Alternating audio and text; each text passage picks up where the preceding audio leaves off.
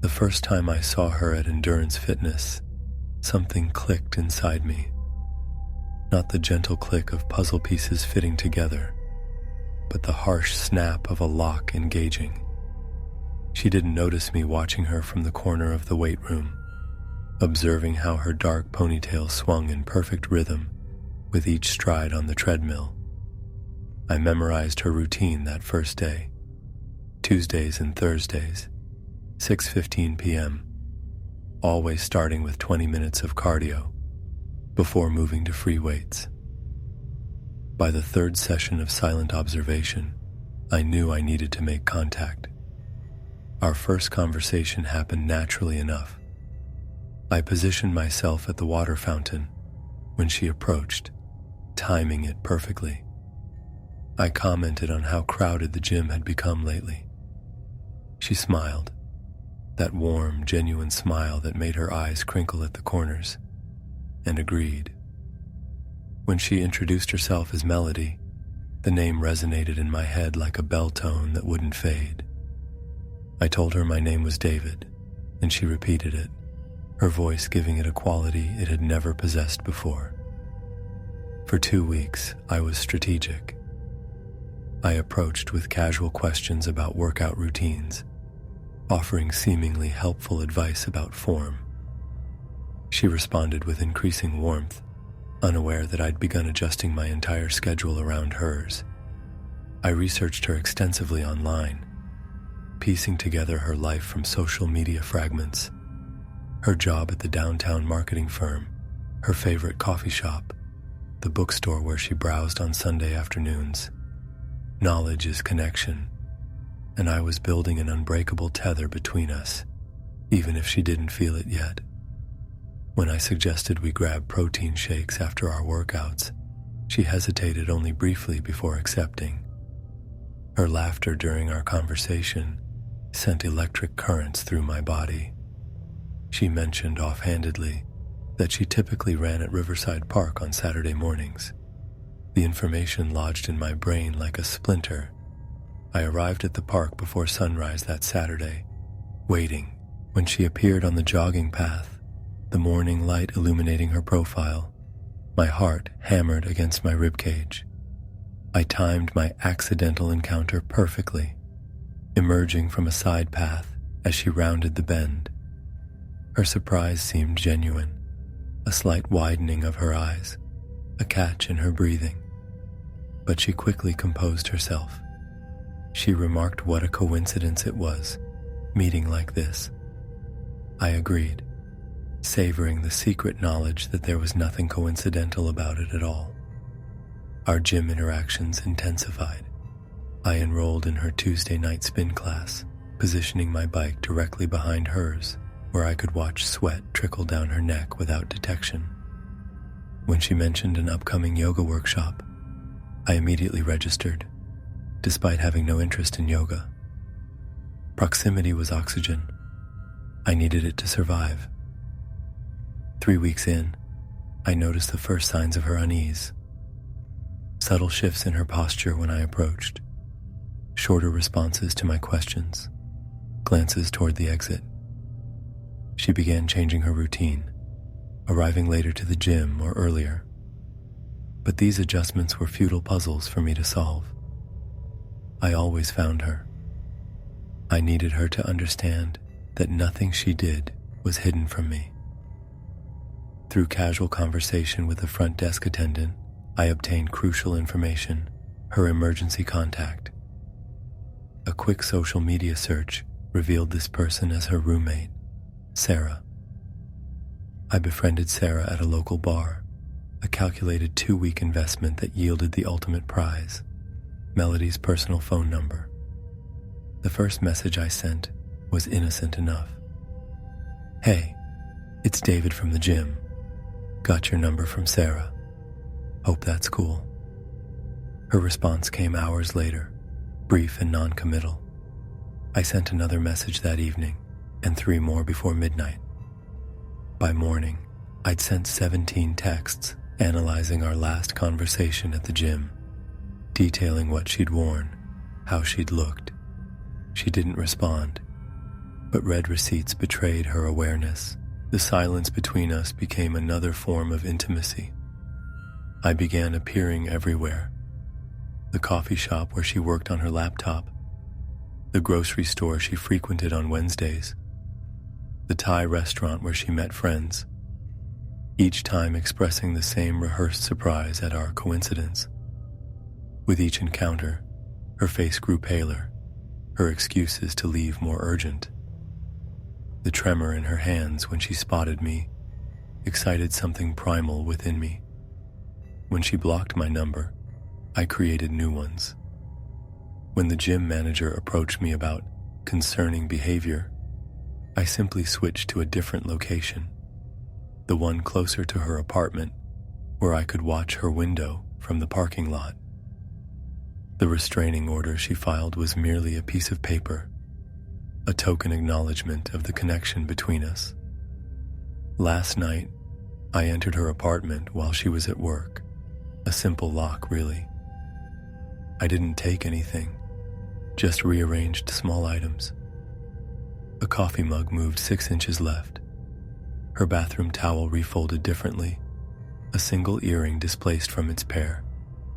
Subtle disturbances to let her know I had been there, breathing her air, touching her things. I left a single white rose on her pillow. Tonight, I watch from across the street as she frantically packs a suitcase, making panicked phone calls. She thinks she can escape, run to some unknown location. She doesn't understand yet that distance is meaningless. The connection between us transcends physical space. Her fear is beautiful. It means she finally feels what I feel, that consuming awareness of another being. She turned suddenly toward the window, as though sensing my presence. For a moment, our eyes meet across the darkness, and I see the recognition dawn. She knows now what I've known from the beginning. Coincidences don't exist. There is only intention, only destiny, only us. Tomorrow, wherever she goes, I will be there. I am always watching. I am always waiting. I am always hers, whether she accepts it or not. And eventually, she will understand that she has always been mine. The first note appeared in my locker 3 days after I transferred to Blackwood High. Meticulously folded into a perfect square, the paper contained a detailed description of my morning routine, right down to the exact number of spoonfuls of sugar I put in my coffee. I dismissed it as a prank, crumpled it into my backpack, and convinced myself it was nothing more than the typical hazing ritual for the new kid. I was wrong. By week 2, the notes became more frequent, more invasive. They no longer appeared just in my locker, but were taped to my car windshield, slipped under my apartment door, and once, most disturbingly, left on my pillow when no one else had been home. Each message contained details only someone watching me closely could know.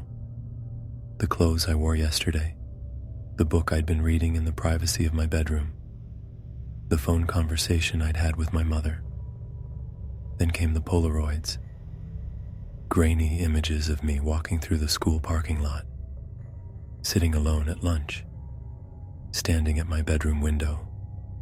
The angle suggested they were taken from a distance, through some kind of zoom lens. I spotted her for the first time in the cafeteria, a girl with pale eyes that never seemed to blink, sitting 3 tables away but staring directly at me. When our gazes met, she didn't look away. She smiled. It wasn't a warm smile. It was the kind of smile that makes your skin crawl, like she knew something about me that I didn't yet know myself. The school counselor listened to my concerns with practiced patience before explaining that teenage girls sometimes develop intense crushes. Nothing to worry about. Just ignore her, he suggested. The principal was even less helpful, reminding me that unless there was a direct threat, there was little they could do. When I showed them the notes and photos, they exchanged glances I couldn't interpret but assured me they would look into it. They didn't. Sleep became my enemy. Each night, I'd jolt awake to the sensation of being watched, only to find my room empty, but my window curtains slightly disturbed, as if someone had been peering through them moments before. The locks on our apartment door remained intact, yet objects in my room would be subtly rearranged. A book turned upside down. My laptop opened when I'd left it closed.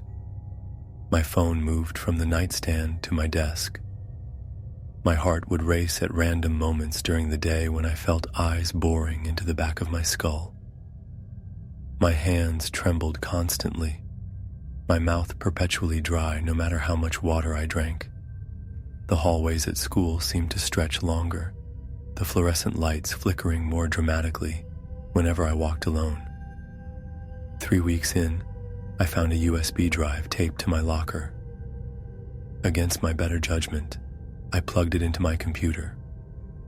What I saw made my blood freeze. Videos of me sleeping, footage of me showering through the bathroom's fogged window, clips of me eating dinner, studying, changing clothes, all filmed without my knowledge from inside my own home. When I confronted her in the school parking lot, demanding to know how she was getting these videos, her response chilled me to the bone. She claimed she hadn't recorded anything, that she was receiving the videos too, from someone else who was watching both of us. According to her, we were both being targeted. I didn't believe her. I couldn't. But that night, as I double-checked every lock and window in our apartment, I found a camera, small, almost invisible, embedded in my bedroom smoke detector. Then another behind the bathroom mirror, and a third in the living room air vent. The police officer who responded to my call examined the devices with disturbing nonchalance. He suggested they were probably installed by the previous tenant and forgotten. When I insisted otherwise, showing him the notes and photos, he advised me to see a therapist, implying my paranoia was the real issue. The following day at school, she wasn't there. Not the day after either. When I asked about her absence, teachers exchanged strange glances before claiming they had no student by that name enrolled this year. The counselor suggested I was under too much stress and perhaps needed medication. That evening, I searched through the school yearbook from the previous year, frantically flipping pages until I found her face. The photo was there, but the name beneath it had been blacked out with permanent marker. When I showed my roommate, he squinted at the page and told me he couldn't see any photo where I was pointing, just an empty space. The notes stopped. The videos disappeared from my computer. The hidden cameras vanished from our apartment, as if they had never been there. For a moment, I thought it was over. Then came the text from an unknown number. They don't believe you, because they can't see me. Only you can. And now I'm inside. As I sit here writing this, trying to make sense of what's happening, I can hear footsteps in the hallway, outside my bedroom. They stop at my door. The handle turns slowly. But I'm alone in the apartment. The mirror across the room shows my reflection, but something's wrong. Behind my own terrified face, I can see her pale eyes staring back at me, her lips curving into that same skin-crawling smile. And as I watch, paralyzed, my reflection begins to move independently of me, reaching for the door to let something in. The first time I felt her watching me, I dismissed it as paranoia. A fleeting shadow in my peripheral vision, gone when I turned to look. But shadows don't leave fingerprints on windows, and they certainly don't rearrange the items on your desk while you're in the bathroom. By then, of course, it was already too late. Clara had woven herself into the fabric of my life so tightly that I couldn't tell where she ended and I began. And that's exactly how she wanted it. We met at a colleague's wedding 3 months ago. Clara approached me at the bar with an easy confidence, her dark eyes never leaving mine as she asked about the book peeking from my jacket pocket.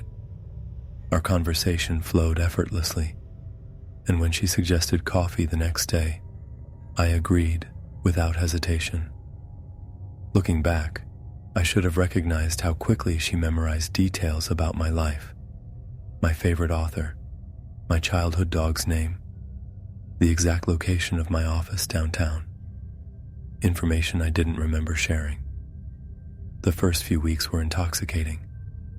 Clara was passionate, attentive, always ready with a thoughtful text or surprise lunch delivery. It was only when I mentioned a work trip to Chicago that I noticed the shift. Her smile remained, but her eyes hardened as she casually suggested joining me. When I explained it was a rushed, business-only visit, her understanding nod didn't match the tightness in her jaw. That night, I woke at 3 a.m. to find her scrolling through my phone while I slept, her face illuminated by the blue glow of my messages. When I confronted her the next morning, Clara cried and apologized so sincerely that I convinced myself it was an isolated incident born of insecurity. She promised it wouldn't happen again. I believed her because I wanted to. 2 days later, my assistant interrupted a client meeting to inform me that someone matching Clara's description had been asking security about my schedule, claiming to be my sister with an urgent family matter.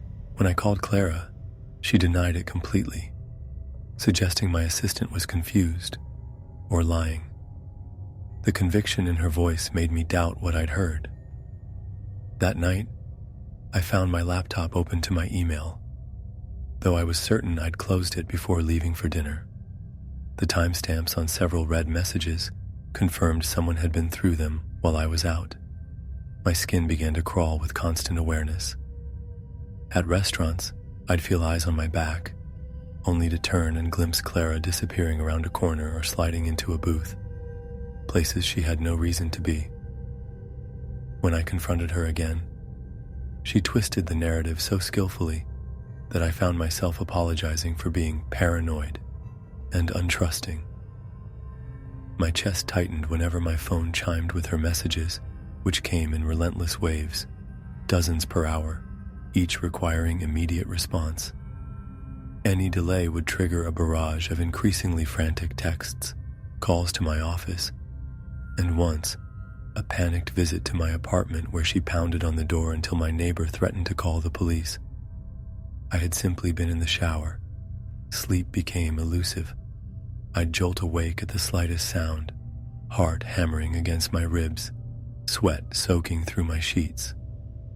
Twice I found my balcony door unlocked in the morning, though I distinctly remembered securing it. Objects in my apartment would be subtly rearranged.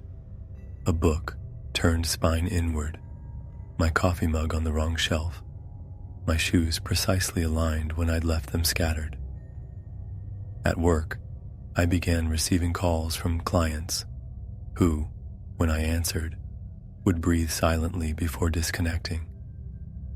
Colleagues mentioned a woman who matched Clara's description, asking detailed questions about my schedule and relationships with female coworkers. My boss pulled me aside to ask if everything was all right at home, noting my bloodshot eyes and deteriorating focus. The breaking point came last Tuesday. I'd been working late, the office empty except for security downstairs. As I walked to my car in the deserted parking garage, the hairs on my neck stood up. My footsteps echoed strangely, as if they had a delayed twin following just behind. When I reached my car, I fumbled with my keys, dropping them twice as my trembling hands refused to cooperate. The garage seemed to darken around me, shadows stretching unnaturally across concrete pillars. I finally managed to unlock the car and collapsed into the driver's seat, exhaling shakily. That's when I heard it, a soft rustling from the back seat. Before I could react, Clara's reflection appeared in my rearview mirror, her face eerily calm in the dim light. My heart nearly stopped as she explained in a detached voice that she needed to test my loyalty, to see where I really went after work. She'd been hiding in my car for hours. The world tilted sideways. Blood roared in my ears as I scrambled from the vehicle, my legs nearly buckling beneath me. Clara followed, her movements fluid and unnervingly calm as she explained that we were meant to be together and that she was protecting our relationship from threats I couldn't see. As she spoke, her face seemed to shift in the shadows, momentarily transforming into something unrecognizable, her features stretching and contracting like they were made of wax. I blinked hard, convincing myself it was just the poor lighting and my frayed nerves.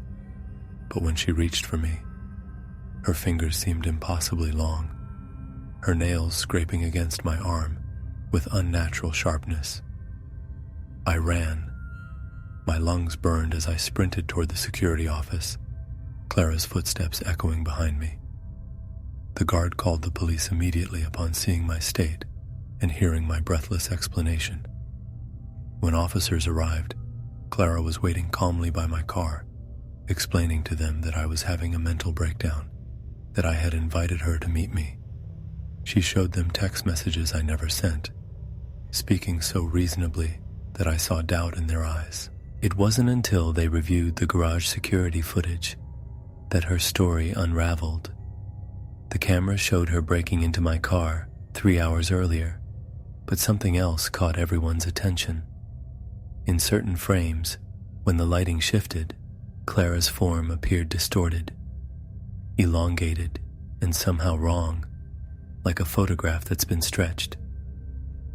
The police took her away that night, but I still feel her watching me. Sometimes, in the corner of my bathroom mirror, I catch a glimpse of her face behind my reflection, gone when I turn around. My phone rings with numbers that don't exist when I try to call back.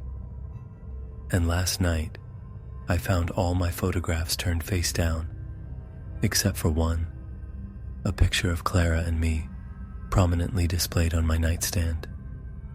A picture I know I destroyed weeks ago.